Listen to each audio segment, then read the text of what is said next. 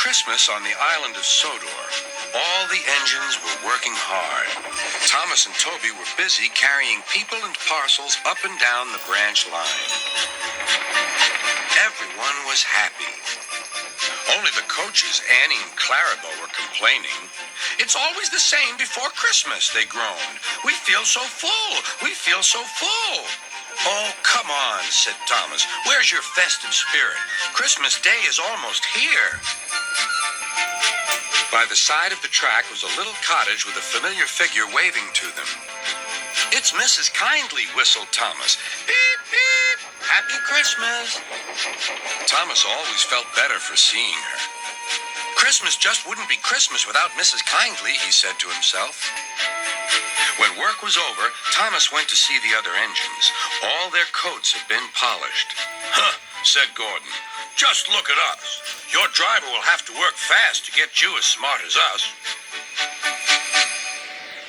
"Never mind that," replied Thomas. "I've something important to say. Do you realize it's been a whole year since Mrs. Kindly saved us from a nasty accident?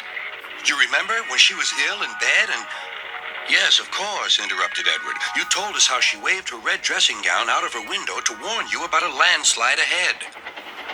"And you and Toby gave her presents?" Percy joined in. "And Sir Topham Hatt sent her to the seaside to get better." "But," said the other engines, "the rest of us never thanked her properly."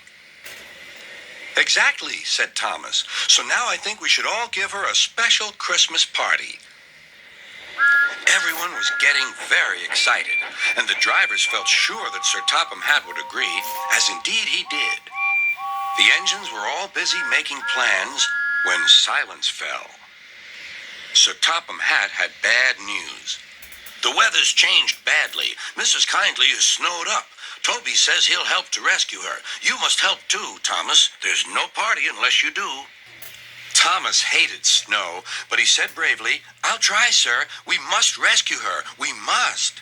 "There's a good engine. You and Toby will manage splendidly." Thomas charged the snowdrifts fiercely. Sometimes he swept them aside. Sometimes they stuck fast. And the men had to loosen them. But at the cutting near the cottage, they could go no further. "Look at that!" exclaimed Thomas's fireman. "Beep, beep! Here we are!" An answering wave came from an upstairs window. Then they heard a familiar sound. "That's Terence, the tractor," said Thomas. "He's come to help too." Sure enough, Terence had a snowplow and was working hard to clear a patch to the railroad line and safety. At long last, the rescue was complete. Percy took the tired workmen home. Terence said goodbye to Mrs. Kindly and promised to take care of her cottage as he watched them all set off. The engines made good time. No more snow had fallen, but the yard was dark. There was no one to be seen. Thomas's heart sank.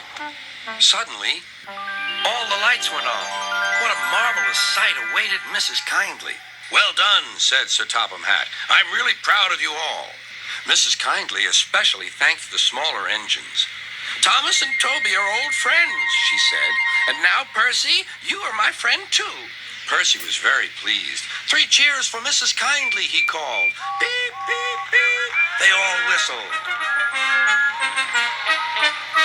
"We wish you a Merry Christmas. We wish you a Merry Christmas. We wish you a Merry Christmas and a Happy New Year." Thomas the Tank Engine and his friends thought it was the best Christmas ever, and Mrs. Kindly could think of nowhere she would rather live than here with them on the island of Sodor.